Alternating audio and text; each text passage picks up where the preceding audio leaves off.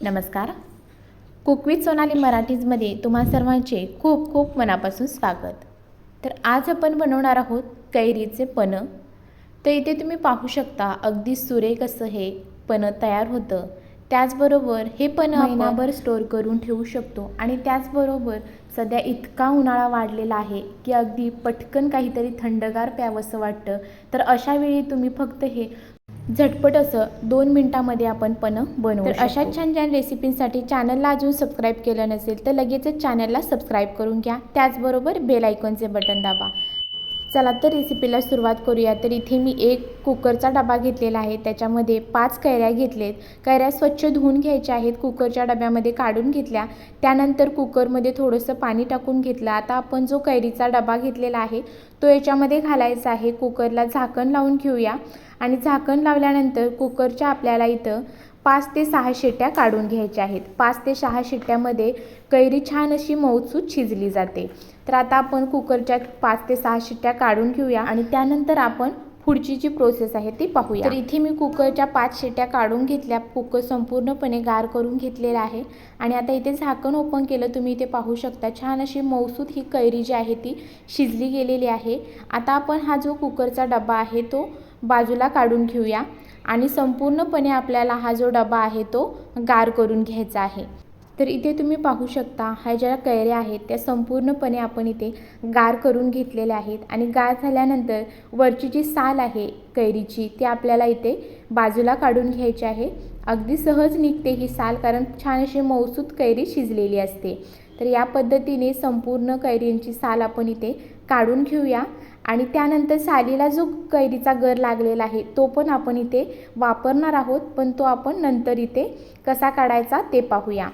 तर पहा, या पद्धतीने संपूर्ण कैरीचे जे साल आहे ते एका प्लेटमध्ये सर्व कैरीची साल काढून घेतली. आता सालाला जी कैरीचा गर लागलेला आहे तो आपल्याला व्हिडिओमध्ये ज्या पद्धतीने दाखवत आहे त्या पद्धतीने चमच्याच्या सहाय्याने आपल्याला हा संपूर्ण गर काढून घ्यायचा आहे. कैरी छान मऊसूत शिजल्यामुळे कैरीचा गर हा छान असा पटकन निघला जातो. तर चमच्याच्या सहाय्याने आपण सेम पद्धतीने संपूर्ण साली ज्या आहेत त्या याच पद्धतीने जो गर आहे तो काढून घेतलेला आहे. आता आपण ही जी कोय आहे त्याच्यातील गर काढायचा आहे. तर पहा, मऊसूत शिजल्यामुळे कैरी छान असा पटकन ह्या कैरीचा गर निघून येतो. तर आता आपल्याला हाताने ज्या पद्धतीने संपूर्ण कैरीचा जो गर आहे तो काढून घ्यायचा आहे.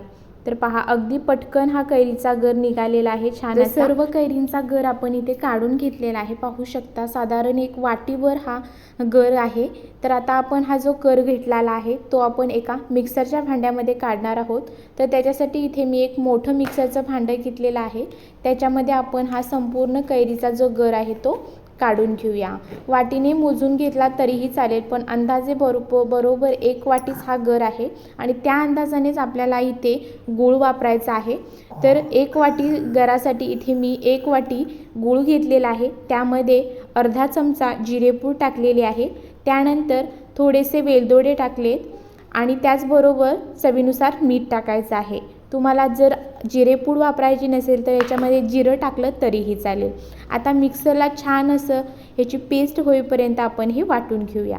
तर इथे तुम्ही पाहू शकता अगदी मिक्सरला छान असं मऊसूत हे जे मिश्रण आहे ते आपण वाटून घेतलेलं आहे आणि इथे त्याची कन्सिस्टन्सी पाहू शकता. अगदी छान असं सुरेख हे कैरीचं पन्ह जे आहे ते महिनाभर आपल्याला साठवण्यासाठी स्टोअर करायचं आहे. तर त्याच्यासाठी इथे मी एक काचेची बरणी घेतलेली आहे.